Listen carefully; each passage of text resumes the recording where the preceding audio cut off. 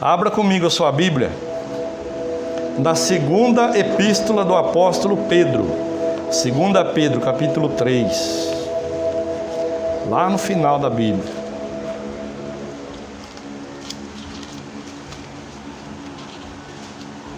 Primeiro e 2 Pedro, depois tem João, Judas e Apocalipse, lá no final.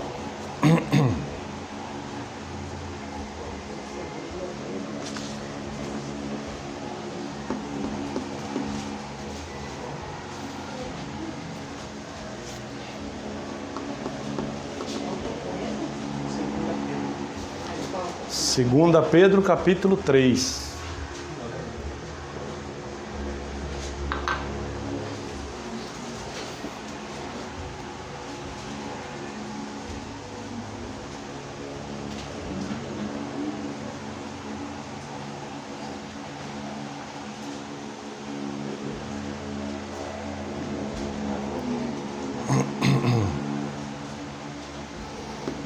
Todos acharam?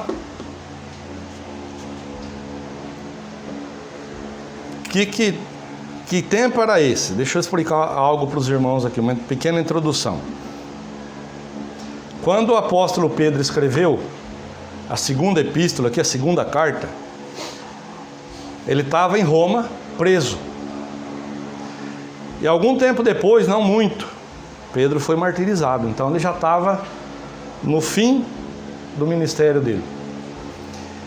Só que ele ficou sabendo, né, que o que estava acontecendo com os cristãos em toda a Ásia Menor ali. Os cristãos estavam espalhados ali por causa da perseguição, né? E lá na Ásia Menor, eu vou aqui falar as localidades, ó. Na Galácia, um lugar chamado Ponto, na Capadócia e a Bitínia. Toda a Ásia Menor ali. Tinha os gentios. Paulo ele pregava para os gentios, né? Para ganhar aquele povo. Só que o que acontecia? Os gentios eles tinham um modo de vida liberal. Então, estavam se convertendo. O povo ali, os cristãos no meio daquele povo, eles estavam recebendo a mensagem do evangelho, estavam se convertendo. Só que eles ainda mantinham no modo de vida deles ali as coisas que eles faziam antes da conversão. Então, eles tinham aquele modo de vida liberal. Então, vamos dizer, se fosse na linguagem de hoje, aquele negócio de, isso não tem nada a ver. Isso não tem problema. Deus conhece meu coração, sabe? Então, as pessoas, elas estavam aprendendo o evangelho, praticavam o que estavam aprendendo, mas ainda praticavam as coisas que faziam antes da conversão. E eles achavam que aquilo lá estava tudo bem, estava tudo certo, não tinha problema. É isso que estava acontecendo. Então, quando Pedro ficou sabendo, de lá da prisão, ele escreveu essa carta, endereçada a todos os cristãos e também aos gentios. Então, agora no capítulo 3 aqui, ó, que eu vou fazer a leitura, vamos ver o que Deus tem preparado para nós aqui. Mas algo interessante, que eu citei a semana passada, vou citar hoje de novo. Quanto mais eu leio a Bíblia, mais eu percebo que ela está muito mais atual do que o jornal que vai sair amanhã. Nós vamos fazer a leitura, nós vamos meditar na palavra aqui, os irmãos vão perceber isso que eu estou falando. Capítulo 3, aí no versículo 1, diz assim: Amados, esta é agora a segunda carta que vos escrevo. Em ambas, procuro despertar com estas recordações a vossa mente sincera, para que vos lembreis das palavras que anteriormente foram ditas pelos santos profetas, bem como do mandamento do Senhor e Salvador, que os vossos apóstolos vos ensinaram. Olha o que ele estava falando aqui. Ele estava procurando despertar as recordações na mente daquele povo. Por quê? O que era melhor e mais fácil para eles? Andar como eles andavam, né? O que era mais fácil para aquele povo? Praticar as coisas que eles faziam antes. Porque toda mudança, né? Toda vez que a gente vai mudar, alguma coisa, é nada mais, nada menos do que sair da zona de conforto, não é? Toda mudança que vem na nossa vida, a primeira coisa que ela vai fazer é nos tirar da zona de conforto. Então, para os gentios, era muito mais fácil, né? Eles falar como os cristãos falavam, né? Eles andar como os cristãos andavam, eles se vestirem como os cristãos se vestiam, mas praticar o que eles praticavam antes. Por quê? Toda mudança gera um desconforto, não é? Ou será que é só eu que percebo isso? Toda mudança que vem na nossa vida, ela gera um desconforto. Por quê? Nós vamos sair daquela zona de conforto, daquilo que a gente está acostumado, do automático ali, para um lugar diferente. Isso também gera medo, né? O medo do desconhecido, o medo do próximo passo, o medo do que vai acontecer depois. Aquele medo que vem na nossa mente, que diz assim: e agora? O que vai ser de mim? E se eu fizer dessa forma? O que vão pensar? E se eu fizer assim, do jeito que Deus está me falando na palavra? Como que vai ser o meu futuro, o amanhã, o depois da manhã? Então, lembra disso. Vou ler de novo. Amados, esta é agora a segunda carta que vos escrevo. Em ambas procuro despertar com estas recordações a vossa mente sincera, para que vos lembreis das palavras que anteriormente foram ditas pelos santos profetas, bem como do mandamento do Senhor e Salvador, que os vossos apóstolos vos ensinaram. Antes de tudo, considerai atentamente que nos últimos dias surgirão escarnecedores, anunciando as suas zombarias e seguindo as suas próprias paixões. Aqui ele já estava falando para os cristãos: ó, por esses dias vai surgir no meio de vocês pessoas aí que vão ser o quê? Escarnecedores, anunciando as suas zombarias e seguindo as suas próprias paixões. Então ele estava alertando aqueles que realmente se converteram, aqueles que realmente abriram o coração para Deus, aqueles que realmente queriam mudança de vida, aqueles que realmente não estavam se importando com o que ia acontecer depois. Eles aceitaram Jesus, eles abriram o coração, receberam a palavra e eles queriam deixar aquele modo de vida para trás. Realmente eles queriam mudar de vida. Agora no meio deles estava quem? O joio, os gentios, aqueles que não se importavam. Não, a gente recebe a palavra, a gente faz tudo certinho, mas nós vamos continuar praticando algumas coisas aí. Para eles era difícil lançar fora, né? Então que isso fique de lição para mim e para você nessa noite. Não é só para você não. Quem sou eu para chegar aqui e falar para você não? Para mim também. Toda palavra que eu venho trazer para os irmãos, antes ela vem para mim. Deus trata comigo, para depois eu vim aqui ministrá-la para os irmãos. Então eu venho meditando durante a semana toda, Deus vem tratando comigo, para chegar hoje eu vim aqui transferir essa palavra para os irmãos. Então que isso fique de lição para mim e para você, porque não adianta nada a gente passar anos e anos aqui dentro, ou dentro de um outro ministério que seja, né? Mas se a gente continuar levando junto com a gente as velhas práticas, né? Não vai acontecer, não vai ter mudança, né? Ou vai ter meia mudança, né? Porque ou eu sirvo a Deus de todo o meu coração, ou eu não sirvo. Esse povo aqui, eles estavam servindo a Deus, vamos dizer 50%, vamos usar essa média, 50%, metade, né? Então, quando era favorável para eles, eles faziam da maneira que eles estavam aprendendo. Quando não era favorável, não, isso aqui eu vou fazer do meu jeito. E aí? Que resultado que viria? Se eu continuar, algo que eu bato bastante em cima, se eu continuar tendo as mesmas atitudes que eu sempre tive em relação a algum assunto, qual que vai ser o resultado? Sempre o mesmo. Se eu preciso de um resultado diferente em alguma situação da minha vida, o que eu tenho que fazer? Eu tenho que tomar atitudes diferentes. Atitudes diferentes geram o quê? Resultados diferentes. Senão, vai ser sempre do mesmo jeito. Sempre o mesmo resultado, sempre a mesma coisa. Amém? E aí, olha o que eles diziam, né? Os escarnecedores, os zombadores. Pedro falando para o povo de Deus ali, eles proclamarão: o que aconteceu com a promessa da sua vinda? Ora, desde que os antepassados morreram, tudo continua como desde o princípio da criação. Aquela história que eu falo aqui e os meus colegas pregadores por esse mundo afora, olha, Jesus está voltando. Quem já ouviu falar isso aí? Muitas vezes, né? Mas olha só, eles proclamarão no meio de vocês o que aconteceu com a promessa da sua vinda. É como se eles dissessem assim, ó, desde que eu me conheço por gente, eu ouço falar que Jesus está voltando e não voltou até hoje. Então eu não preciso mudar agora. Eu não preciso, eu posso continuar fazendo as coisas do jeito que eu fazia. Amanhã, o mês que vem, depois eu mudo. Eu vou aproveitar mais um pouco a vida. Depois eu aceito Jesus, depois eu mudo, depois eu tomo atitudes. E aí? Olha só. No entanto, versículo 5. Deliberadamente eles não reconhecem que desde a antiguidade, por intermédio da palavra de Deus, foram criados o céu e a terra. E esta foi formada da água e por meio da água.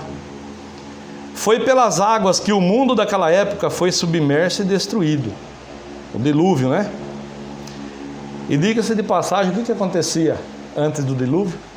100 anos antes do dilúvio, 100 anos. O que aconteceu?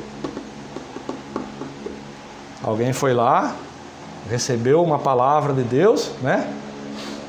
Um homem chamado Noé. Deus se revelou a ele e falou, Noé, você vai construir uma arca. Aí Deus deu lá toda a receita de como que seria feita a arca. Comprimento, largura, altura, quantas portas, quantos compartimentos, né? Ele levou 100 anos para fazer. Até então, ninguém tinha visto chuva na face da terra. A Bíblia diz que um orvalho subia da terra e molhava a vegetação. Ninguém tinha visto chuva descer do céu ainda. Ele foi lá e obedeceu. As pessoas escarneciam dele. Esse rapaz é louco. Ele está construindo um barco num lugar seco. Um barco enorme, imenso. Ele diz que foi Deus que mandou. Quando estava pronto o barco, Deus mandou os animais, né? E pessoas. Quantos entraram na arca? Noé, a esposa dele, Sem, Cã e Jafé, os 3 filhos e as suas esposas. E a Bíblia diz que Deus fechou a arca por fora. E aí começou a chover. 40 dias e 40 noites. Aí hoje eu me vi meditando nessa passagem, vendo um vídeo do que está acontecendo com nossos irmãos lá no Rio Grande do Sul. Um filme lá, um vídeo que eu vi, a pessoa colocou um sofá em cima da mesa, colocou os 2 filhos dormindo em cima do sofá, esperando que a água baixe. A água estava subindo. Aí eu comecei a me lembrar do dilúvio. A gente vê o que está acontecendo lá, casa rodando, carro rodando, né? A água destruindo tudo. Não dá dó? Não é uma judiação? Imagina no dilúvio, que as águas foram subindo, subindo, subindo, até destruir tudo. Até não sobrar uma alma vivente. Mas o que acontecia lá? As pessoas escarneciam dele. As pessoas olhavam para ele lá construindo aquele barco imenso. Ah, foi Deus que mandou. Durante 100 anos, as pessoas escarneciam dele. E quando Deus fechou a arca por fora, todo mundo queria entrar. Só que não dependia de ninguém que estava dentro da arca abrir. Hoje não. Hoje nós temos nas nossas mãos o poder de decisão, o poder de mudança, o poder de não viver da maneira que está sendo descrito aqui. E às vezes a gente é negligente, às vezes a gente deixa as coisas passar, né? Às vezes a gente deixa a coisa como está para ver como fica, né? E a gente não toma atitude, a gente não toma posição, a gente não muda o modo de falar, o modo de andar, o modo de agir, o modo de se vestir, o comportamento, né? A gente muda até onde nos convém. E determinadas áreas da nossa vida a gente quer fazer do nosso jeito. Não, aqui eu não mudo. Aqui ninguém vai me falar que eu tenho que fazer ou não. E se de repente chega o dilúvio e Deus fecha a arca por fora? E aí? Aí não vai dar mais tempo. Que arca que é essa agora? O arrebatamento da igreja, o dia que Jesus vai voltar. Nós não vamos ver mais uma arca sendo construída para chegar esse dia do dilúvio, não. Isso simboliza para nós hoje o dia do arrebatamento, o dia que Jesus vai voltar. Olha como que o apóstolo Pedro estava advertindo os cristãos sobre o que ia acontecer com aquele povo. Eles proclamarão no meio de vocês, o que aconteceu com a promessa da sua vinda. Desde que os nossos antepassados morreram, tudo continua como desde o princípio da criação. Ou seja, faz tempo que eu ouço isso daí, e até hoje Jesus não voltou, e não é agora que ele vai voltar. Dá tempo de eu viver mais um pouco assim. Jesus tem te chamado para mudança. Jesus não veio para dar uma ajeitada na situação de ninguém. Ele tem nos chamado para mudança. Amém? Para mudança. Olha só. Versículo 8. Versículo 7 agora. Ora, por intermédio da mesma palavra, os céus e a terra que hoje existem estão também preparados para o fogo, reservados para o dia do juízo e para a total destruição dos ímpios. Contudo, amados, há um princípio que não deveis esquecer, que para o Senhor um dia é como 1000 anos, e 1000 anos como um dia. O Senhor não se atrasa em cumprir a sua promessa. Olha isso. O Senhor não se atrasa em cumprir a sua promessa, como julgam alguns. Pelo contrário, Ele é extremamente paciente para convosco, e não quer que ninguém pereça, mas que todos cheguem ao quê? Ao arrependimento, à mudança, à conversão, à mudança de vida, à mudança de atitudes. Olha só, eu vou ler de novo. Contudo, amados, há um princípio que não deveis esquecer, que para o Senhor um dia é como 1000 anos, e 1000 anos como um dia. O Senhor não se atrasa em cumprir a sua promessa, como alguns julgam. Pelo contrário, Ele é extremamente paciente para convosco, e não quer que ninguém pereça. Ele não quer, quando Ele fala assim para Jesus, Jesus, vai lá, vai arrebatar a igreja. Qual que é a vontade de Deus? Que não sobre uma alma sequer aqui, para passar por isso que nós estamos vendo aqui, O que Ele falou aqui? Que através da mesma palavra, a mesma aqui, não é outra, a mesma. Tudo que tem aqui já está endereçado a quê? A outro dilúvio? Não, ao fogo. Então Deus, Ele não se atrasa em cumprir a promessa que Ele fez na sua vida. E a vontade dEle é que quando Jesus voltar para arrebatar a igreja, é que não fique uma alma sequer aqui. Mas vai ser assim? Nós sabemos que não, não é? Muita gente não vai. Muita gente não vai. Por inúmeros motivos. Por viver, da maneira que nós estamos vendo aqui. Por achar que esse dia não vai ser agora, Eu vou continuar fazendo as coisas do meu jeito. Amanhã, mês que vem, semana que vem, depois que eu resolver isso, aí eu vou mudar essa situação. Aí eu vou mudar meu comportamento. Mas, para o Senhor, 1000 anos é como se fosse um dia, e um dia como se fosse 1000 anos. E se fosse agora? E se fosse hoje? E se Ele resolvesse agora lá? Jesus, vai buscar a igreja. Não é para ninguém falar nada para mim, nem balançar a cabeça, não é para esboçar reação nenhuma, mas se fosse agora, você iria? Se fosse agora, aquele momento do arrebatamento, você iria ou você ficaria? Como que está sua vida com Deus? Como que está? Está tudo certo? Está tudo caminhando certinho dentro da vontade de Deus? Tem algo que precisa ser mudado ainda? Se fosse agora. Então por que está esperando tanto? Por que está deixando para amanhã? Não queira pagar o preço. Olha só.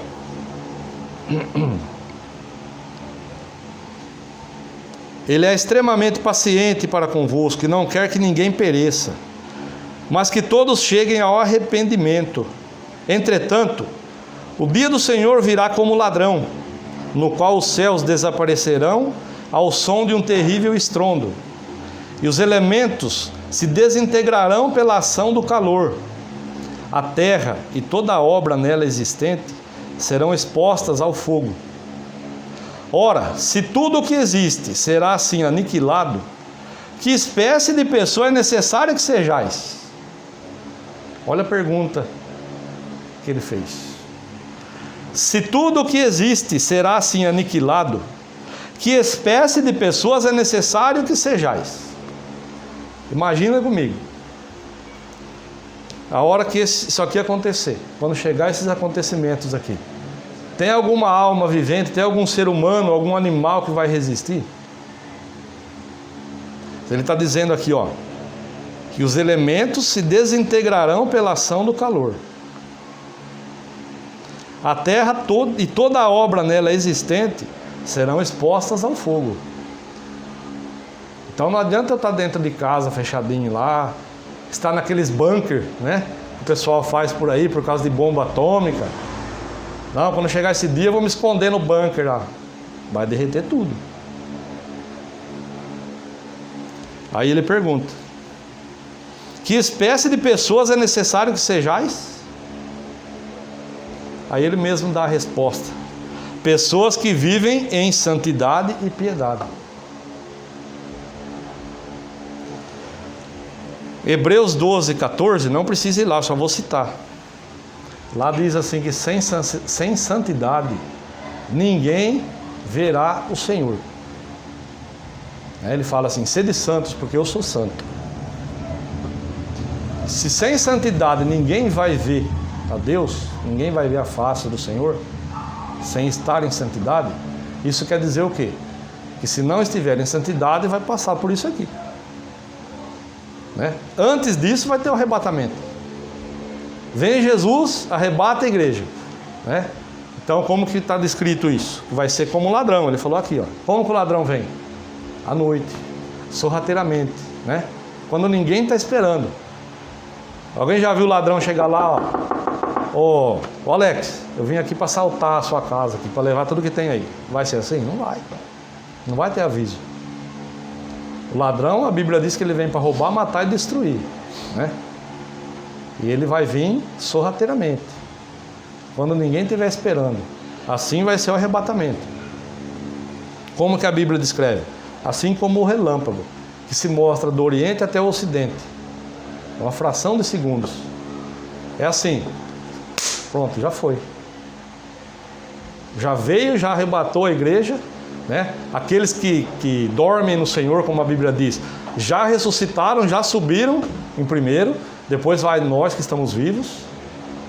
Uma fração de segundo, já foi. Não vai ter tempo de tomar um gole d'água, de respirar, de pedir perdão, de consertar nada com ninguém. E quem não for? Aí está endereçado para isso aqui, ó. O que é melhor? Quando Jesus voltar, nós estarmos prontos e subirmos com Ele, não é? Não é esse o fim que nós esperamos, como nós estudamos no domingo passado? Qual é o fim que esperais? Que quando Jesus voltar, eu suba, né? Eu espero que todo mundo suba. Mas nós sabemos que infelizmente não vai ser assim. Muitos vão ficar, muitos vão perecer, muitos vão passar por isso aqui, muitos vão derreter ali instantaneamente e vão olhar do lado e vão ver o ente querido se derretendo também. É bom não pagar para ver, né?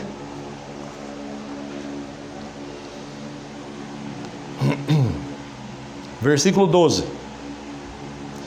Aguardando o dia do Senhor e apressando a sua vinda, naquele dia os céus se dissolverão pelo fogo, e todos os elementos ardendo se dissiparão com o calor. Todavia, confiados em uma só, em sua promessa, esperamos novos céus e nova terra, onde habita a justiça. Por isso, amados, enquanto aguardais estes eventos, esforçai-vos para que sejais encontrados por Ele em plena paz, sem mácula, sem manchas, sem pecado, né? e livres de culpas diante dele. Considerai que a longanimidade do nosso Senhor é uma oportunidade para que possais receber a salvação. A longanimidade, o que é? A paciência de Deus. Ele tem sido longânimo, né? Muito longânimo.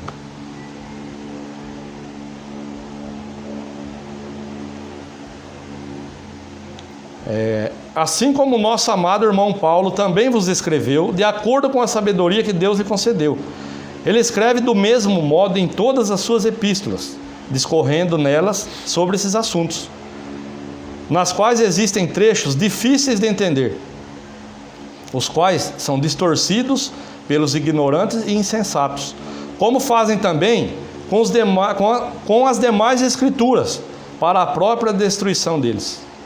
Sendo assim, amados, estando bem informados, guardai-vos para que não sejais conduzidos pelo erro e sedução dos que não têm princípios morais, vindo a perder a vossa segurança e cair. Olha a advertência que Pedro fez. Ele citou até a maneira com que Paulo fala sobre esses assuntos nas epístolas. Ele fala assim, que tem coisas que Paulo escreve que são meio difíceis de entender. Então essas pessoas que buscam viver da maneira que eles querem, eles usam aquilo lá, distorcem, para quê? Sendo assim, amados, estando bem informados, guardai-vos para que não sejais conduzidos pelo erro e sedução dos que não têm princípios morais. Ele estava falando dessas pessoas que estavam no meio deles lá. Vindo a perder a vossa segurança e cair. Esse cair significa o quê? Perder a sua salvação. 1 Coríntios 10, 12 e 13. Aquele que está de pé, cuide para que não caia. Versículo 18. Antes, crescei na graça e no conhecimento do nosso Senhor e Salvador Jesus Cristo. A Ele seja a glória, agora e no dia eterno. Amém? Então, o que ele estava fazendo aqui? Advertindo aquele povo, vamos dizer que na linguagem nossa, de hoje. Pessoal, não entre na conversa desse povo que está no meio de vocês. Não façam da maneira que eles estão fazendo. Não tem um ditado aí fora que diz que é mais fácil a laranja podre, ela vai estragar a boa, né? Existe como a laranja boa consertar a podre? Então, o que ele estava dizendo? Cuidado, se vocês continuar andando juntos, se vocês continuar fazendo, convivendo da maneira que está, eles vão estragar vocês vão cair, vocês vão perder a salvação. No começo, como que ele começou aqui, Em ambas das cartas procuro despertar essas recordações na vossa mente, procurava lembrar, estava trazendo na mente deles a maneira que eles foram ensinados, para que eles não caíssem, para que eles não voltassem a praticar o que praticavam antes. Por quê? O preço disso seria o quê? Esse cair significa a perda da salvação. Então, aquilo que eu já falei, vou reforçar aí para os irmãos. E se fosse hoje? Se fosse agora que Jesus voltasse, né? Como um piscar de olhos, é uma fração de segundo. Será que os irmãos iam olhar para frente aqui e ver só a minha roupa aqui, ou ia ver eu aqui olhando para os irmãos? Ou vice-versa, né? Eu estaria aqui abrindo o olho e vendo todo mundo sentado aqui. Mas não foi o arrebatamento? O que nós estamos fazendo aqui? Sério, né? Pensou? Se for dessa forma, e os irmãos ficam e eu fico também. Que evangelho que eu estou ensinando para os irmãos? Que ensinamento é esse? Não é sério? Quando chegar esse momento, o que eu tenho no meu coração? Eu, a Sueli, meus filhos, minha neta, todos os irmãos, que não sobra ninguém aqui. É isso que todo pregador almeja. Só que tem muitos aí que não estão ensinando da maneira correta. Eu tenho frisado isso, tem muitos por aí. Muitos dos meus colegas pregadores não estão ensinando da maneira correta. Na verdade, vamos falar o português claro, como se diz aí fora, eles não estão nem aí, Tem um monte que não está nem aí para arrependimento, para renúncia, para salvação, para mudança. Tem muitos aí que estão usando o nome de Jesus em benefício próprio, em benefício do ministério, e a salvação fica para depois, como estava acontecendo com esse povo aqui, ó. Deixa esse assunto para depois. Esse assunto aí não enche igreja, né? Esse assunto não traz o povo, esse assunto não é interessante. O que é interessante hoje em dia? É a pessoa chegar, sentar, né? E ouvir que Deus vai restituir, Deus vai fazer, Deus vai dar, né? Deus vai multiplicar. E aí vem, faz um propósito, né? Aí você faz uma oferta e Deus vai multiplicar. E a salvação? E o arrependimento? E a renúncia? A mudança de vida? Para quê? Para que quando Jesus voltar, não sobre ninguém dentro da igreja dele. Eles não estão nem aí para isso. Não vou citar nomes, não vou falar nome de pessoas e nome de ministérios, mas ó, tem muitos. Basta você pegar o seu celular, abrir lá e começar a assistir vídeos ali. Começa a assistir. Pregador A, o B, o C, começa a assistir. Aí você vai falar para mim.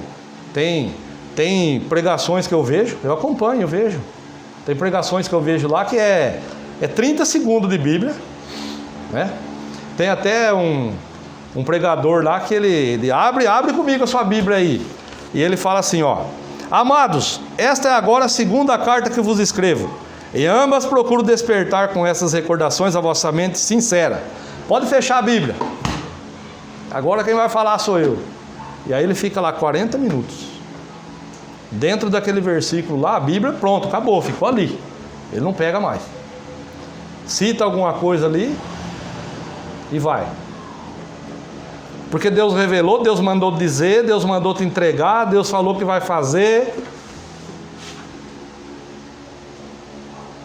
E se Jesus voltar hoje? Tem um monte de irmãos nossos, parentes de vocês, que talvez congreguem em outro ministério,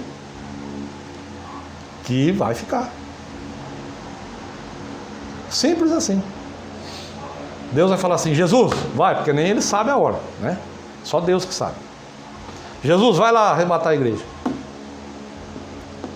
E aí?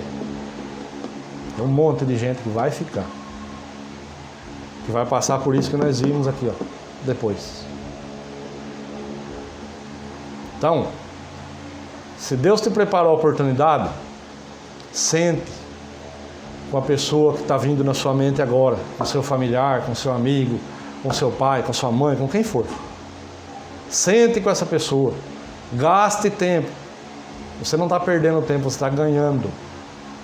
Sente, gaste o tempo necessário com essa pessoa. Pregue, ensine, em tempo, fora de tempo, se ela der ouvido ou não. Por quê? Se você não fizer, e quando Jesus voltar ela ficar, mas você teve a oportunidade de fazer, mas não fez. Aí no dia do juízo, né? Aí vai estar lá, aberto o livro da vida. Aí o seu nome está lá, bonitinho. Vê aí se o nome do Márcio está lá no livro da vida, o anjo. Tá. Ou o nome dele está aqui. Tá, vamos ver agora então. Vamos julgar aqui. Vamos ver no memorial aqui o que ele fez. Aí está tudo bonitinho, né? Eu fiz tudo certinho, do jeito que tinha que fazer. Mas aí tem o nome de uma pessoa aqui que era para estar aqui e não está. Por quê? Vamos ver aqui. Porque o Márcio perdeu a oportunidade de ensinar essa pessoa. Ele teve várias, viu? Mas ele perdeu a oportunidade. Aí então, o que vai acontecer? Mesmo que o meu nome esteja lá: apartai-vos de mim, não vos conheço. Aí vai ser cobrado da minha mão. Imagina eu passar pela vida, viver aqui todos os anos que Deus tem lá preparado para mim, né? Que tá lá descrito. O dia que chamar minha senha e eu não estiver mais aqui, acontecer isso aí. E aí? Se ao invés de entrar para a glória, eu pegar o elevador para baixo. Sério, né? Grave. E muito importante. E que muita gente está deixando para trás. Muita gente está deixando de ouvir isso. É muito importante. Muita gente, muita, está deixando de ouvir a verdade de verdade. Então, pense nisso, fique com essa palavra no seu coração. E se você precisa de mudança, faça quanto antes. Ah, mas eu não tenho força, pastor, eu não consigo. Vem falar comigo. Eu não estou aqui só para falar para os irmãos, só para pregar, só para servir a ceia para os irmãos. Eu estou aqui para te ajudar. Se for necessário a gente fazer um propósito de oração junto, nós vamos fazer junto. Se a gente tiver que dobrar o joelho toda noite no mesmo horário, nós vamos fazer isso junto. Amém? Eu não fui chamado por Deus só para vir aqui na frente, vestir a gravata, vestir o microfone aqui e ministrar para os irmãos e pronto, acabou. Não, eu fui chamado para auxiliar os irmãos. Então, se for necessário, venha falar comigo, eu vou te ajudar. Eu, minha esposa, meus filhos, nós somos levantados para isso. Venha falar comigo, não tenha vergonha de pedir ajuda, não. Vergonha é roubar. Do resto não é vergonha, não. Amém? Curva a sua cabeça, feche os seus olhos. Fale com Deus nesse momento. Senhor, em nome de Jesus, muito obrigado por essa palavra que o Senhor nos trouxe nessa noite. Esse alerta, meu Deus, que o Senhor veio nos fazer novamente. Para que a gente, meu Deus, tome as atitudes necessárias, para que a gente se coloque, meu Deus, no centro da Tua vontade. E para que, meu Deus, nós nos deixemos ser usados pelo Senhor, para ganhar, meu Deus, mais almas para o Teu reino. Porque o que nós estamos vendo, meu Deus, através dos meios de comunicação, é que a Tua palavra está se cumprindo. Nós estamos, meu Deus, caminhando a passos largos para os eventos descritos na Tua palavra como o início das dores, para o final, meu Deus, dos tempos. Pai, o Senhor nos chamou para uma grande obra. O Senhor nos chamou, meu Deus, para evangelizar pessoas, para ganhar almas, Senhor, para o Teu reino. Então nos dá capacidade, Senhor, nos dá coragem, nos dá, meu Deus, intrepidez. Senhor, em nome de Jesus, muda o que tem que ser mudado em cada um de nós. E aquilo, meu Deus, que cabe a nós tomarmos as atitudes, nos dá, Senhor, a condição necessária. E como eu disse, se alguém aqui, meu Deus, estiver precisando de uma ajuda, que o Senhor me capacite, meu Deus, a ajudar essa pessoa para a honra e a glória do Teu nome, Senhor, em nome de Jesus. Amém. E graças a Deus. Amém, irmãos.